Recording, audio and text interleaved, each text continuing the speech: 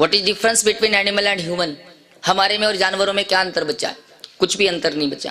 हम पेट भरते तो कुत्ता अपना पेट भरता है, हम नहाते तो भैंस जहाँ पानी देखते वही नहा लेती है, हम मकान बनाना जानते तो चिड़िया अपने से अच्छा घोंसला बनाती है, हम अच्छा नाचना जानते तो मोर अपने से अच्छा नाचता है, हम अच्छा गाना जानते कोयल अपने से अच्छा गाती है, हम 1.5-2 घंटे खड़े रहने की कैपेसिटी रखते, एक घोड़ा पूरे जीवन भर खड़ा रहता है, हम दिन में 3 बार कपड़ों के कलर बदलते, कभी जीन्स पैंट, कभी टी शर्ट, तो कभी साड़ी, तो कभी चुनरी।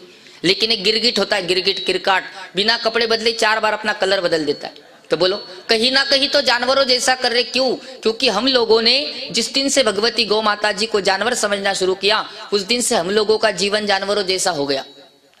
इंसान की पहचान तो वैसे 4 चीजों से ही होती है। जिसके पास प्रेम होता है, शर्म होती है, दया होती है और मुस्कुराहट होती है, ये 4 चीजें जिसके पास होती वो कहलाता है मानव। और इन चारों में से अगर एक भी चीज चली गई तो गोस्वामी तुलसी बाबा कहते 100 नर पशु बिन पूछ समाना। वो इंसान बिना पूछ के जानवर के समान है, जिसके पास प्रेम नहीं, शर्म नहीं, दया नहीं और मुस्कुराहट नहीं। और ये चारों चीजें आप लोगों के जीवन से चलेगी। आपके पास ना प्रेम बचा है, ना शर्म बची है, ना दया बची, ना मुस्कुराहट बची। मैं आपके मुख से कहलवा देता हूँ, चिंता मत करो। 40 साल पहले आपके साकरोदा की बात कहता हूँ। प्रेम इतना था कि एक घर में 4 भाई रहते थे, 4 की पत्नियां रहती थी, 4 के बच्चे रहते थे, 24 लोगों का परिवार एक साथ रहता था और एक चूल्हे की रोटी बनी खाता था कि नहीं खाता था? खाता था। और आज हालत ये है, इस सभा में भी कई दादा दादी ऐसे बैठे होंगे जिनके बेटा तो एक है लेकिन चूल्हे 2 जल रहे, डोकरा डोकरी अलग रोटियां बनाकर खा रहे और बेटा वो अलग लाइटर का बटन दबा रहे। बोलो प्रेम बचा है? प्रेम बिल्कुल नहीं बचा।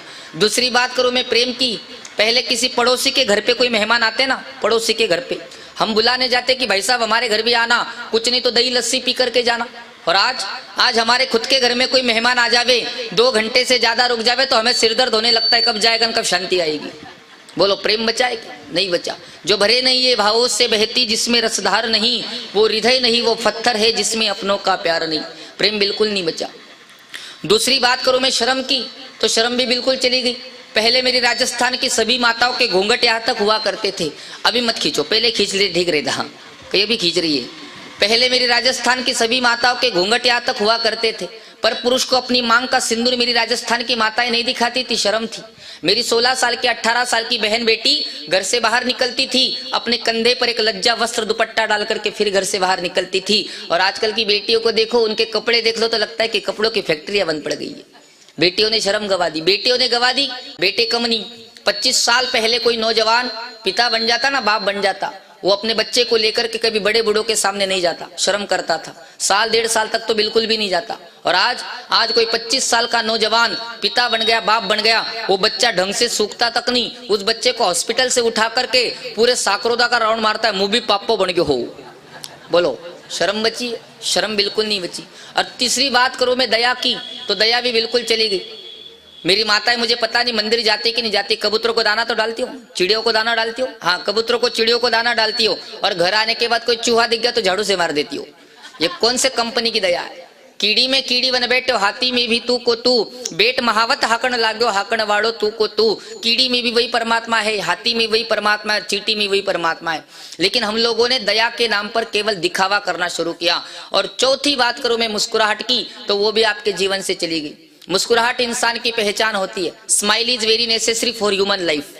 जो इंसान मुस्कुराता है ना, वो परमपिता परमात्मा को बहुत अच्छा लगता है। भगवान 4 भुजानाथ जी के चरणों में बैठ करके आप लोग गाय माता का सत्संग सुन रहे हो, फिर भी आप लोगों के चेहरे से लटके हुए क्यों नजर आ रहे हैं?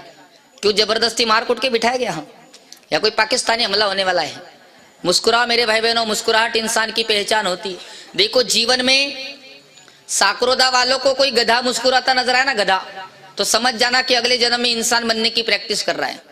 और कोई इंसान अगर 24 ही घंटे मुंह लटकाता नजर आए तो क्या समझना चाहिए? हाँ गधा बनेगा, बड़े होशियार हो आप लोग। इंसान की पहचान होती है मुस्कुराहट से। मैं 2 लोगों की पहचान बता के जाऊंगा, साकरोदा वालों को।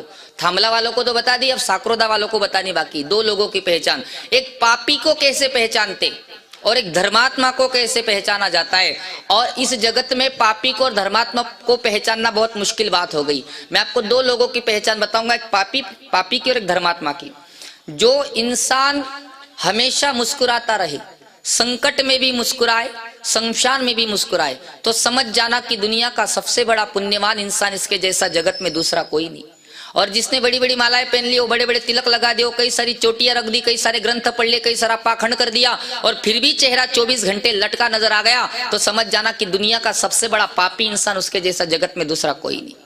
क्योंकि परमात्मा ने इस धरती पर रेंगने वाले, उड़ने वाले, तैरने वाले, जलचर, थलचर, नपचर बहुत सारे जीव बनाए, लेकिन परमात्मा ने मुस्कुराना केवल मानव शरीर को सिखाया, और ये मुस्कुराहट आप लोगों के जीवन से चली गई, आप लोग दुखी हो गए।